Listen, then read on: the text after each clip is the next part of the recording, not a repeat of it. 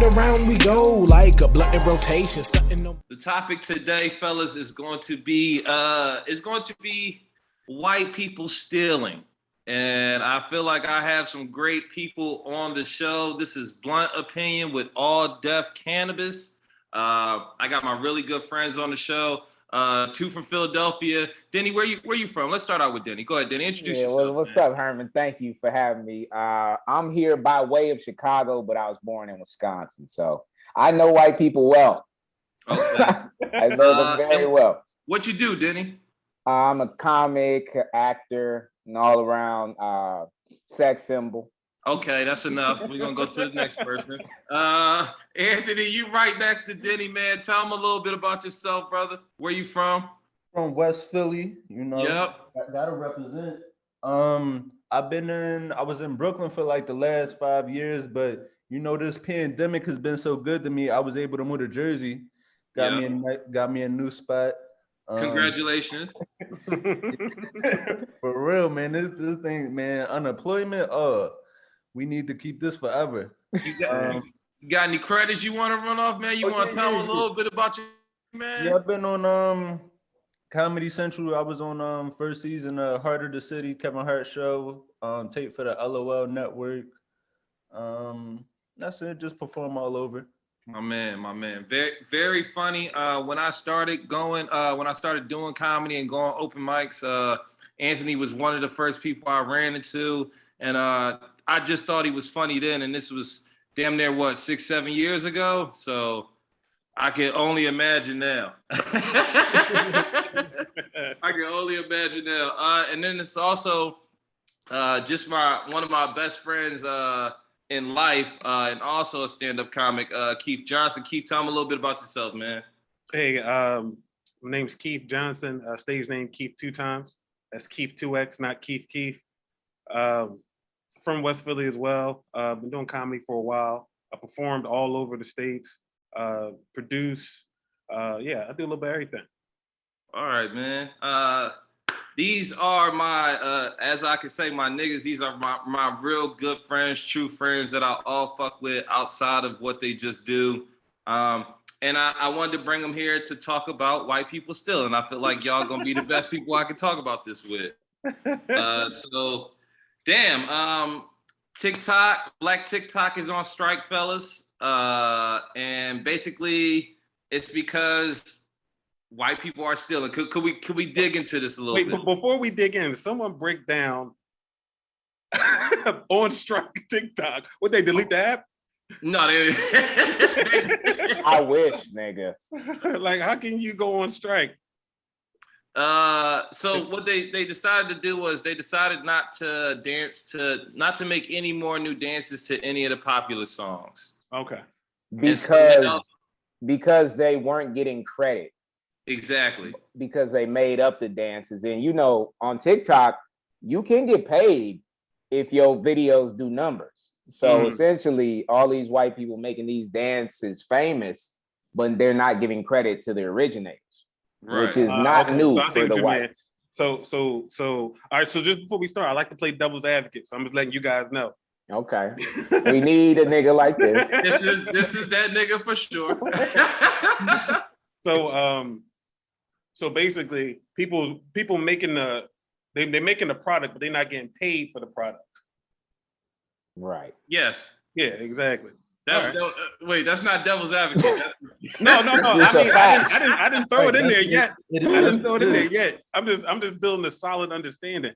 Okay, so do you think once it's on the app, it's free reign to everybody? Nah, I don't like how they're doing it because, like for example, with the Jimmy Fallon thing, right? That's what like really like pissing me off. Where it was like, all these black creators that made the dance, but you fly out this one white girl to do it horribly. Yeah, for sure. Oh, Jimmy Fallon did that? Yeah. And then I think like after the backlash, they tried to like pay homage to them by having them do the dances at their house. It's like, no, fly me out. I want to come to LA. So it's like y'all got that money to spend. Yeah. It's Go ahead. real quick, I just think it's difficult because I'm an avid TikTok hater. I hate TikTok and everybody on it. And I've seen all of these dances, usually based off Megan Thee Stallion songs, become popularized. But my first thought was never that white people made up the dances. Anybody with any type of intelligence of life knows Black people make these dances and white people are stealing them and making them popular. But are people really believing that white people invented these dances? They are. If they don't see, if they don't see the Black person that made it, for sure they just go pay this white person. Mine now. Like Keith, though, to Keith's point. Yeah. I don't fucking know who made up the fucking whip or the nay or the swag surfer. I don't know these people. I just know somebody Black did it because I know Black people make up all the dances. But do we give credit to anybody who invents these dances besides like Soulja Boy? Well, you think? Go ahead. My fault, Aaron. Go ahead. No, but I was gonna say the one person that did pay like show love was I remember that the little girl, she came up with that Renegade dance. The K Camp song. Cause like she was going through the same situation where it was like she made the whole thing popular, and then like some white chick, she started getting invited everywhere. I think the white girl actually got invited to the All-Star break. Right. And then that's when K Camp stepped in and like had her like perform the song with him at Hawks games and everything. Yeah. So like I like how he did it. Like I feel like it is a way to show like these Black creators love. Yeah, where the fuck you at, Megan? Why Megan ain't say nothing? I don't just want tickets to a game, though. I ain't gonna hold you. Whose responsibility is it, though? No, well, check this out. I feel like, okay, everything going viral now is the thing. That is what's getting everybody paid. So if you post something online, that's pretty much your digital copyright, right? So if you see that I was the first person and you can look up the date, you can look up everything on the video, you got all the technology you need to see that after I posted this video, everybody came here, looked at the dance, and then started to do the same dance. You know what I'm saying? So if this dance did these numbers and also made the artist go viral, it's like it should be the responsibility, not one of. Go ahead, and it's not the responsibility. So just to throw some variables in there, okay? Go ahead, throw them in there. So hypothetically, what you're saying is that, all right, if I created a chair, right? Right. And this nigga Keith, I like this nigga. You own a chair business, but you make a very similar chair, but you own the business, so you can distribute 1 million of them. I only go sell one at a time. So that means you owe me money, or you owe me some type of royalties? Let me ask you, what are you trying to say, Keith? No, I'm just playing devil's advocate. I don't have no perspective on it. I don't have no perspective on it. I like this analogy. This is good. Maybe you don't owe him money, you owe him credit. You do owe me credit. And if I get it copyrighted and you make money off of it, you owe me money. But listen, did you get it copyrighted? It's my digital copyright. This is the new okay, I see what you're saying. But is that legally binding now?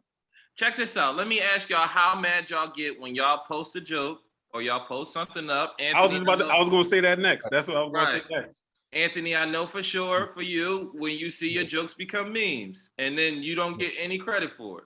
Oh yeah. No, I definitely feel some type of way about that. That's why, like, I understand this whole TikTok thing because I've seen you've been through my videos been remixed before. So I've seen it before too. Right.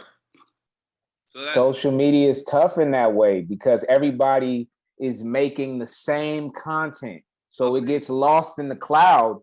Nobody knows who invented them. Even Black people, we don't know who invented these dances a lot of times. We don't know. So how do I expect somebody white to do the due diligence of figuring out who created these dances when half the time, not half the time, all of the time, I don't know where the dance originated.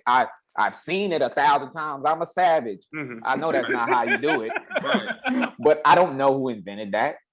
And I'm gonna expect a random white girl to do the due diligence and give these people credit. I think it's unrealistic.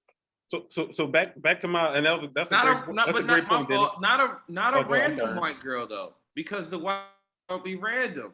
They be the white girls with 1 million followers. That was my next point. So they Okay. are the big business. They already got the followers. They already got the people that's looking.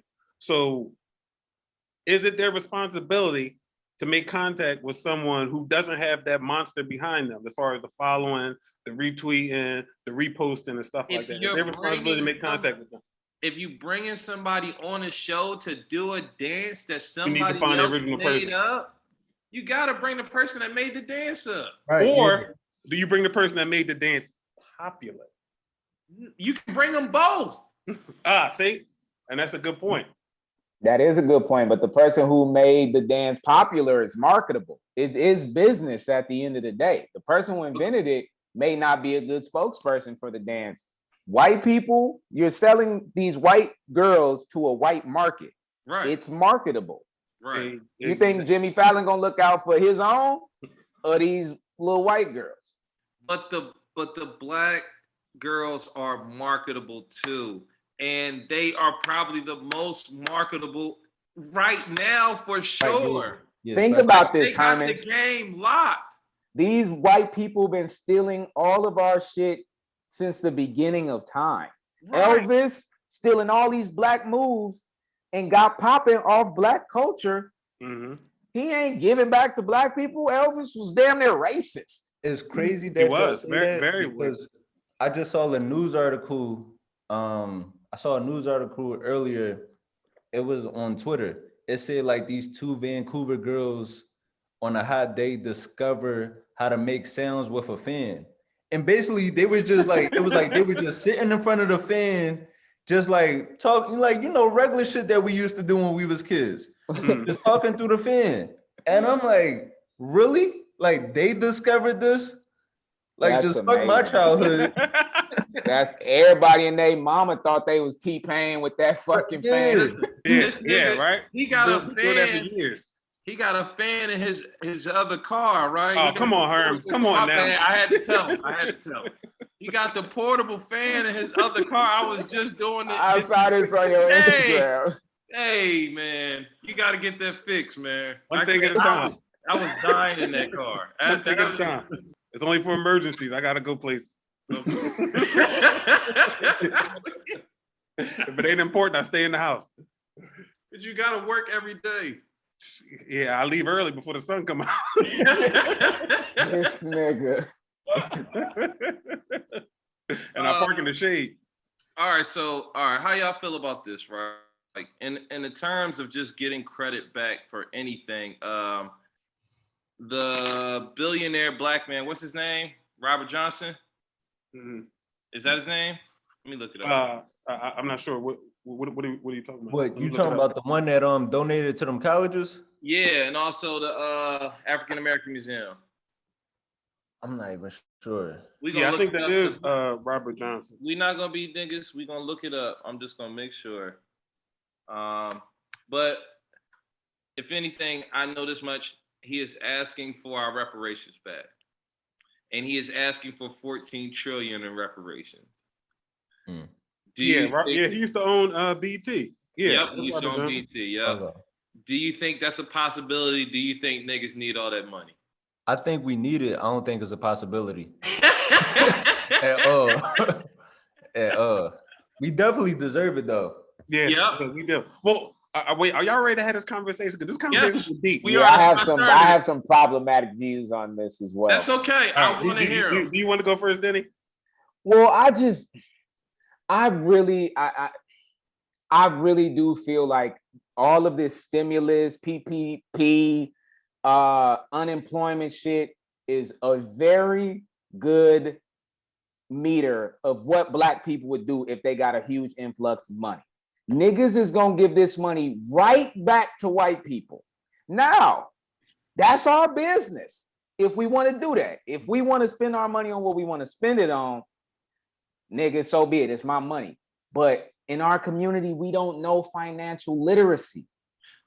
So niggas is gonna spend that money as quick as they get it. So just giving a nigga a huge influx of money without giving him education, that money's going right back to the hands of the white people. But that's the thing. We would give it. I think we might put some stipulations on how we deliver it. Stipulations I like. What's it like a WIC card or something? Yeah.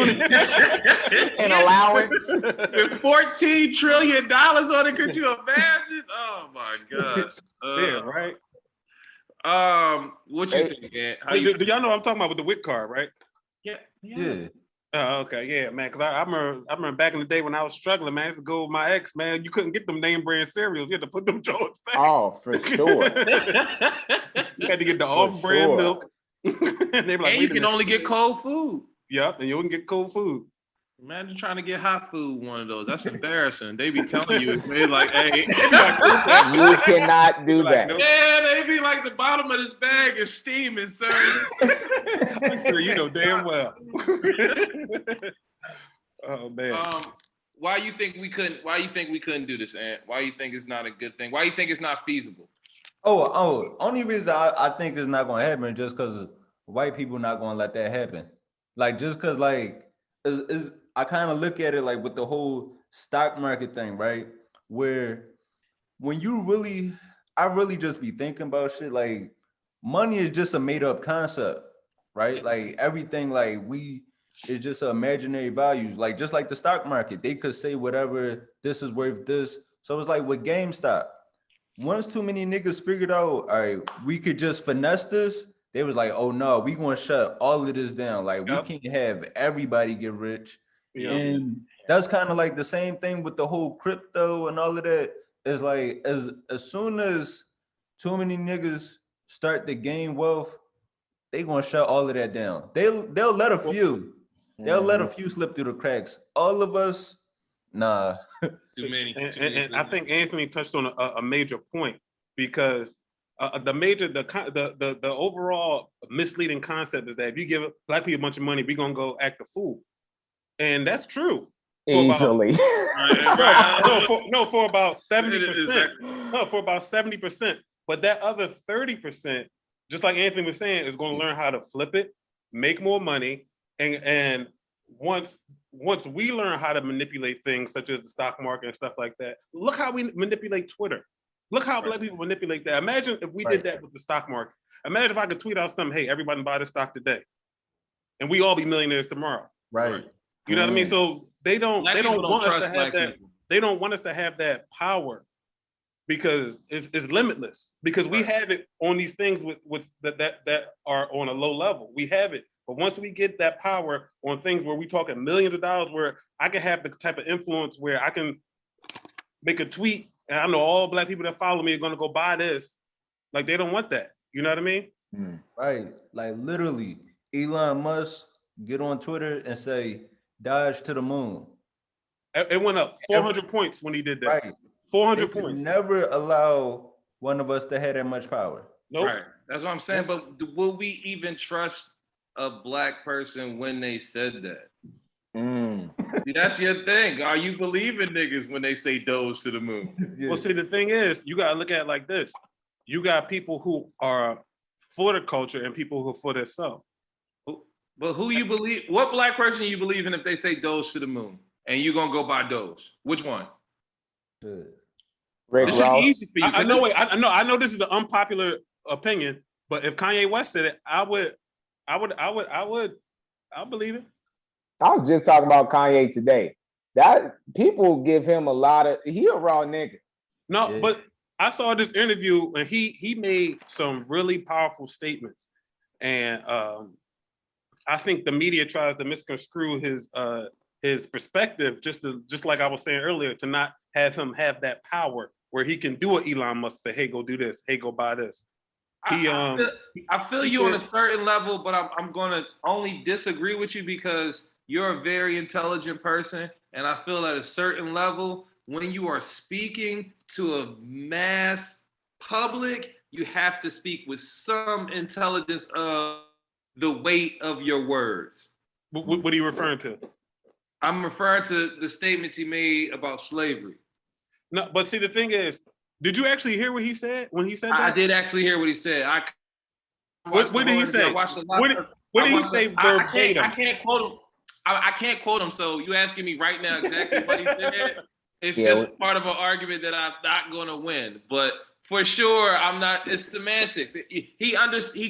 The words were heavy, and it's along the lines of a lot of dumb shit that he did. So it's True.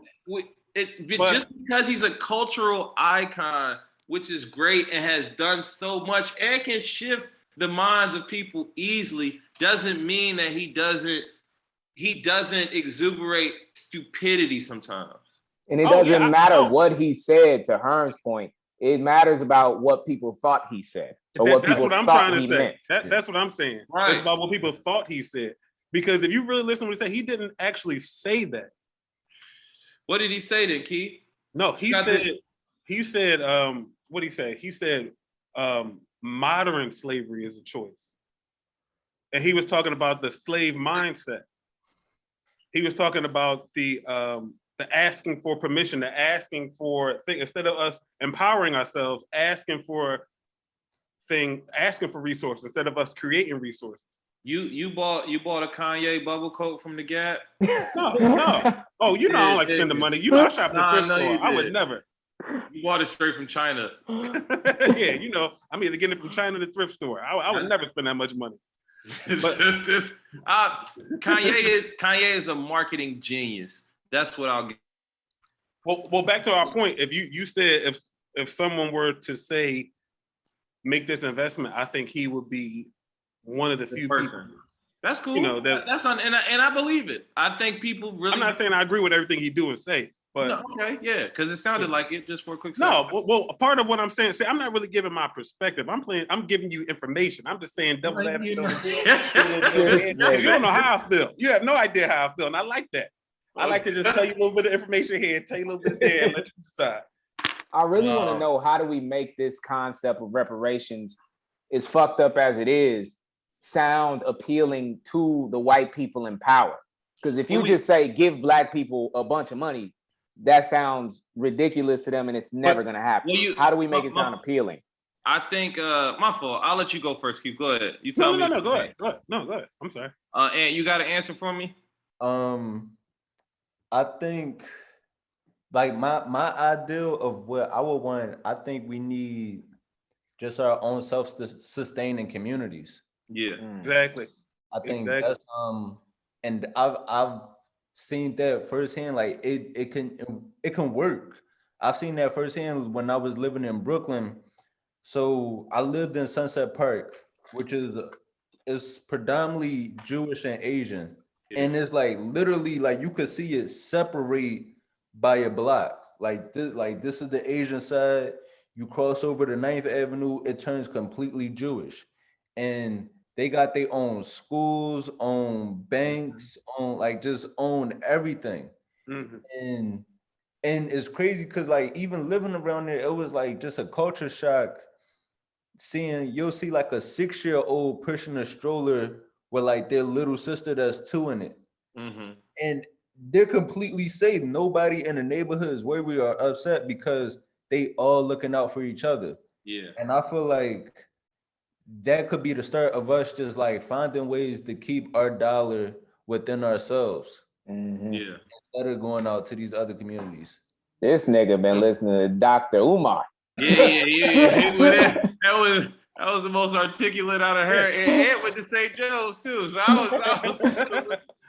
Well, I was thinking about that the other day. I was thinking like there should be like a black town or like a black, right. That's a terrible name. In every, you know what I mean? Like talk about, man, we should have a nigga village. In every major city, it should be a place where it's just like a big section where it's our clubs, our clothes, our food. Like you be like, oh yeah, I'm about to go to, But we have that already. And it's called the ghetto. No,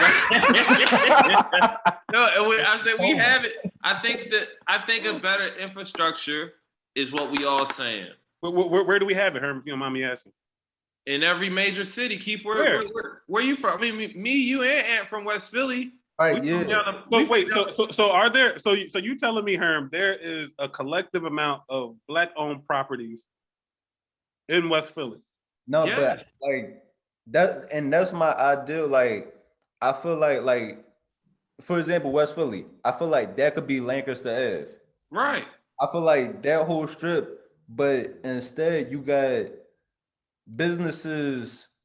You got businesses that sell black products but aren't owned by black people. Like Yeah. I feel like it need to be.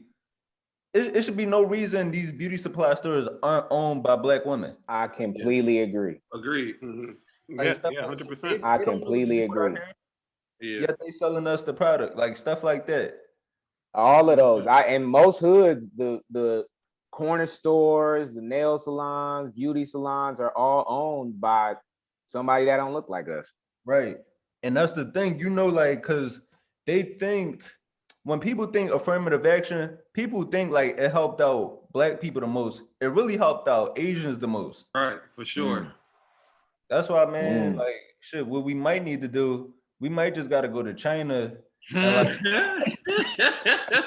They not going, bro. They don't be fucking with us out there like Nah, that. They might fuck with Herm because they think he in the NBA, but regular Yeah, they niggas, gonna think I'm a giant. They Nah, gonna think y'all giants too. No, you gotta Google black people in Google black people in China, cause like they are openly racist to black people in China. It's signs on stores saying like a big black face like this, and it says do not enter. Like, except if they think you're an athlete or a celebrity, then they'll treat you good. But just like in America, black people have to operate at the highest standard to get respect from other races. No, what we gotta do, we gotta infiltrate them and open up liquor stores in every hood. Every Asian hood. They already want to dance and dress like, you know what I'm saying? This is They the thing. do. Black culture is the most influential culture. So how do we capitalize off of that? Go ahead, my fault. Oh, no, not to change the subject, but Diddy threw out some stats last year. He said hip hop made like $100 billion or something like that last year. And he said black people received less than 1% of that. Right. So our whole culture, we received less than 1% of the return, which is crazy to think about. That's like you working all day and your boss give you $1 and say, like, have a good one. Every jingle I hear, every commercial, it's a rap song. Yeah. I think much like TikTok, we could take a note out of their book. But what niggas is gonna stop? Everybody like the money too much. And that's that we're not unified. We're the least unified race of all of them. If everybody had money, will we become more unified? Like, is that the thing? Is that the thing that divides us? Is just that we can't take the word of somebody? Okay, like, so I saw that Robert Johnson asked for that money, and then I started reading the comments, and all the comments were saying, well, bro, you got all this money, why don't you give your money? Not knowing that he already donated, right? Because people dumb, right? But not knowing that he already donates so much money back into the community, right? Mm-hmm. So that's the idea of somebody that doesn't have, right? Like, you don't have money, so you're not even gonna do the research. You just already gonna be like, man, fuck it. You the one with the paper, you should be dishing it out. But if we all get paper, now it's like, all right, I can now live a little easier. And like I said, it definitely might devalue things. I don't think we'll get that much, but if we can attach the money to education, it would work, right? Like, if we 100%. Can get, you know what I'm saying, certain amounts of money at every level of education that you receive. 100%. Now, I can get behind that. I like that. I like that. Thank you, Uncle Ruckus. I gotta be all that. No, that's what we definitely gotta do. Cause I see like black people starting to get money, and a lot of people buying investment properties and stuff. But a lot of people don't even know they be gentrifying their own hoods. Yeah, very That's true. what, like I'm starting to see a lot of that, where it's like people getting these properties and flipping houses and stuff, but they so worried about making money that they forcing their own out. Yeah. But okay, and I only say this because now I'm gonna be Uncle Ruckus. Can niggas have shit?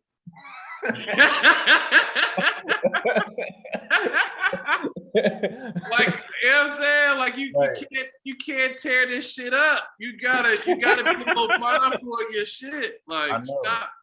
Yo, it's crazy because I'm so torn on how I feel about gentrification. Yeah. Like, I be feeling like, damn, like they changing the whole hood, but then I be like, man, sometimes, especially like the way Philly is right now, I be like, yo, man, we gotta get these niggas up out of here. Right. Bro, I have a bit about this, Herm. I have a new bit about this because I realized how the American thinking, which is really like the way white people think, is even infested my mind, where I live in a decent little white neighborhood. Herm, you've been to my crib. Yeah. And I realized that, you know, like when I'm opening my door to go into my house and then a nigga just come in right after me, I'm kind of like, you know, do you live here? I've never seen you here. What floor? And I'm like, damn. Because I'm thinking in my mind, like, I don't work too hard. You feel unsafe. And it's okay. It don't be, I think it's just because, like, it's strange that we don't view the same dangers from white people, but coming from where we from, it's like we don't be having to face these dangers from white people. Like, it be niggas that be doing this to us. And white people don't have to face this danger from us. Why is white people more safe in our hoods than me? Right. Now that's deep. That's deep. What really make me mad. It's like, yo, I let them move in, but chill, be cool with them. Yeah, but you still want to rob me. It's like, yo, they the ones with the money. Let's go rob them together. Right. Why is it that if it's late at night, you know, you walk into the crib, you see 3 niggas, and you like, damn, I damn near got to cross the street. How am I going to judge a white woman for crossing the street? You don't damn near cross the street. You do. It's safe. Yeah, easily. Easily. Immediately. Them niggas expecting you to cross the street too. 100%. That's why I be feeling so good when I just see a black man and we do the what's up, brother, or head nod. I'll be like, why isn't that off the bat we moving with each other like that? I said that to one nigga when I was going to the comedy store and I was looking for a parking spot. No, it was the Laugh Factory, and I was looking for a parking spot on a small block. I guess I took the nigga parking spot or whatever. So he rides down the block, he got to find a parking spot. So he walking towards me. This nigga looked angry. He looked like it was, if we was gonna fight, it was gonna be to the death. So wow. I'm just like, I don't feel like fighting to the death today. I was like, what's up, King? He was like, King, I ain't on none of that King shit. And walked right by me, and I was like, whoa, I was scared. I was just like, damn. And the nigga wasn't even bigger than me, bro. So it's like, I was just like, I would never be that scared of a white person if he said that to me.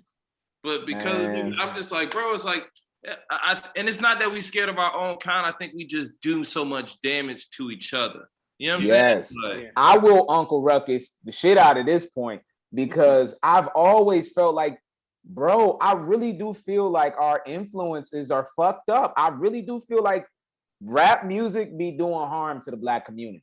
Oh, yeah. All this kill niggas, drill niggas, all of this shit infests our mind, whether we like to accept it or not.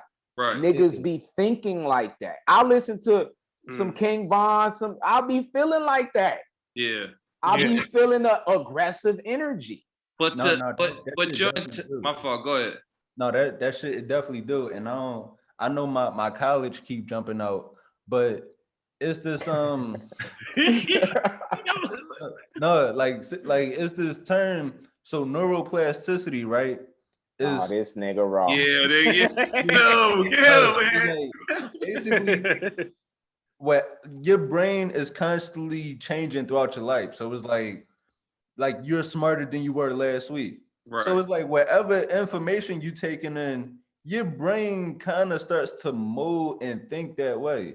So it's like when you listening to all of that stuff, even though like consciously, you know, like, all right, this is just rap, subconsciously, you start to internalize some of it. So like you might hear like somebody rapping about shooting on one song, but then on the next song when he's saying bitches ain't shit, or like these hoes, they just want your money or stuff like that.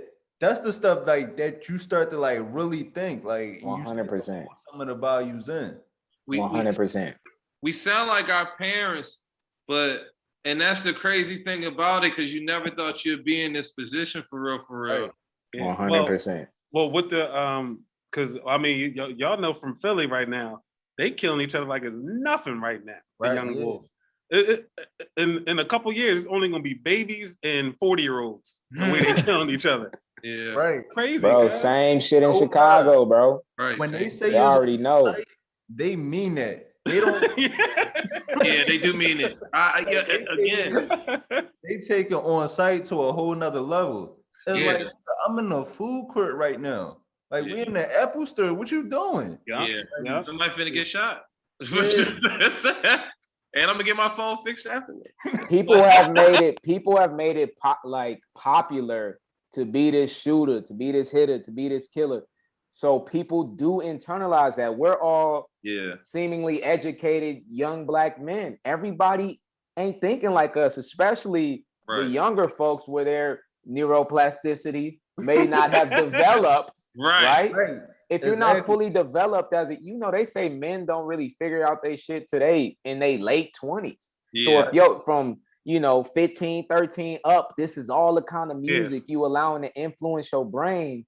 We can't ignore the fact that this does manifest itself in some way. So would y'all suggest therapy to everybody, right? I'm so glad you said that, Herman, because that's what I was going to say. Instead of giving us a bunch of money to go spend, I think the entire American Black community needs therapy and money. Money and resources. No, and I think that's what we need. Like that needs to be, because I heard Charlemagne say this one time. Like all of us have some type of interaction with the hood. We've seen people die. We've seen people get shot. And the average white kid in America, he ain't never seen that before. Right. And that's not a usual thing for someone to see and feel, but we have that with us every day. We carry that with us every day. Right. So even something as deep as somebody dying, it's like something could be traumatic and you not even realize it. Like you going to sleep hungry one night, or you having to eat cereal at night. Right. Like, that might seem like to us, a bowl of cereal at night might seem normal. You're but right. Like some white kids, like you don't sit down with your family. Yeah, right. Easily, bro. Easily. And I think therapy definitely will help that. It'll help normalize our community, because I think we need to start from the bottom and work our way up. We need to normalize what's normal, because we don't know what's normal. Right. Like, it's so much stuff like abandoned houses on your block. Right. Yeah, like that. Yeah, people act like that's nothing. Like, oh yeah, the bando. That's a trap house. Right. The abandoned houses on your block. Like that. So much internalized trauma. Yeah. So much internalized trauma in our community. I think a lot of shit just, if they don't want to give us some money, just make resources free. Make rehabilitation centers free. We got a lot of, in our community, we don't acknowledge there is a drug problem in our community. Yeah. Nobody's acknowledging this stuff. It's not regular to just have the corners crackhead that everybody know and all of these drug addicts. Everybody Black I know got some drug addicts in their family. Yeah. And none of them are getting help. We just like, oh, that's he be off the shit. So that's yeah, right. I ain't gonna lie to you, even white people all got drug addicts in their family. It's just that's different. true, but I don't want to talk about them. We talk about fixing us. No, I know, and I know. I just don't want to make it.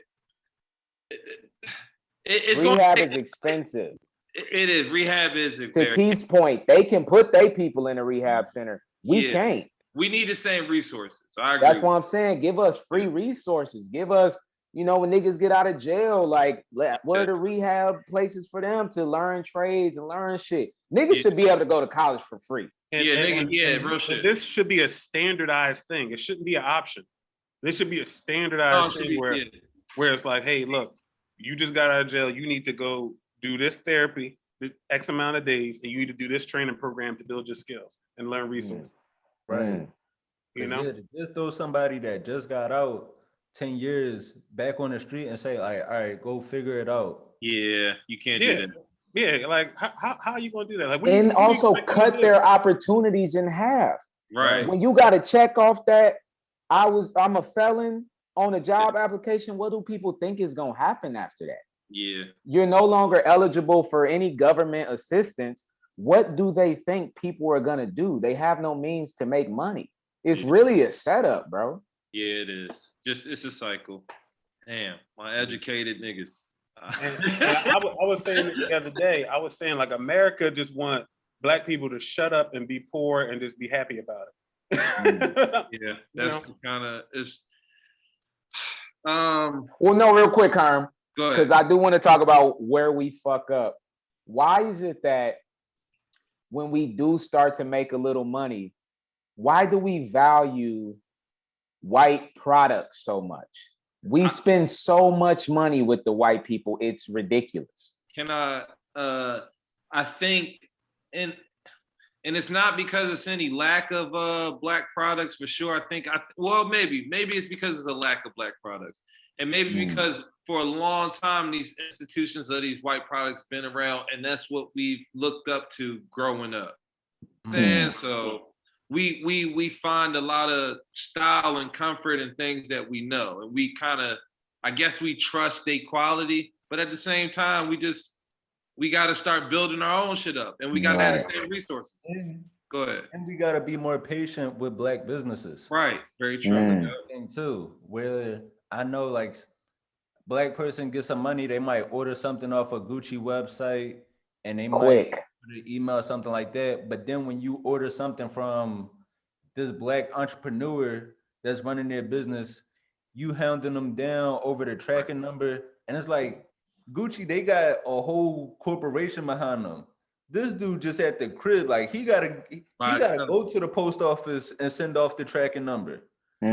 So it's a lot of times we say Black businesses are unprofessional or things like that, when it's like they just really building from the ground up. Yeah, right. That's a good point. Yep. That's a really good point. Yeah. I just get worried about giving niggas a bunch of money because niggas is gonna go to Gucci, go to Louis, go to all of these places. The number of people I know who be broke with designer clothes is offensive. It baffles me, bro. But look what happened with the PPP loan. Yeah. I was I do research. I work at a hospital. So I'm with this patient, right? And she on the phone. She's like, remember they was giving out that $10,000. And I'm thinking like giving out, like they ain't giving that out. It's crazy because niggas told me the same thing. They was like, apply for this, right? So I go on the website, I fill it out, and then I'm like, yo, y'all made it seem like this was just a grant. Like they were just giving the money. No. I'm like, once they sent me a letter saying like this is a loan, like you have this amount initially, but you could take out up to this amount. I'm like, oh, niggas is definitely going to get caught up. And you need employees. None of these niggas had employees. I think every nigga in this group damn near went to try to get a PPP. Niggas will lead you to believe that this is it's completely legitimate. Yeah. And I'm like, but part of me, back to white people stealing, is like, white people be stealing this type of shit all the time. They just know how to finesse and not have to pay this money back. They know about these tax liens and all of this, knowing how to flip their money and work the system. Black people are essentially just working the system, but we just be thinking ain't no repercussions to this. Yeah, we did. That's what everybody thought. They just thought that nothing was going to happen from stealing money from the government. And now niggas is going to jail. But already gave most of the money back. Yeah. It's not that niggas is getting this money, like you mentioned, Keith, putting it into the stock market, putting it into themselves, putting down payments on Hellcats. Nobody is, you're giving the money right back to them, and now you in jail. To get out of broke. Yeah. And damn, they're a felon. Yeah, my one homie, he got the money back. the money you spent. They gonna come and repo everything. This is listen, man. Do you guys have any last remarks, man, before we get out of here? We could talk about this shit all day, bro. We really could. I feel like I'll let y'all go first, man. Keith, I'm gonna start with you. Wait, what am I doing? This closing statements or? Herm got that Cricket wireless. I know. He's sitting there praying. Please, Lord. Let my connection restore. Please, Lord, let it restore. All right, I guess you want me to close. But yeah, I had a good time, man. I'm talking to some really smart, really talented guys, man. Hopefully I see you guys again in the future. Denny, you know, I like your style, man. Definitely want to link up with you. Anthony, you know, it's always love, man. Every time I see you, brother. Herm, when you get your service back, I love you too. Great conversation, guys. Great. Dope. I agree. Definitely. Oh damn, he might try to. I guess he going. Yeah, he might have to link back. Yeah. No, but this is some nigga shit, right? That's some nigga shit. You the host. Y'all can keep going though. Y'all can keep closing out. Yeah. No, it's definitely a great time. Definitely a good sit down. I would love to do this again with y'all. This was definitely. I didn't expect the conversation to be this so deep. Damn, I'm ready to go look up a therapist after this talk. I feel like For real. All right, there go Herm. Yeah, I feel like I'm ready to get a good cry out after this.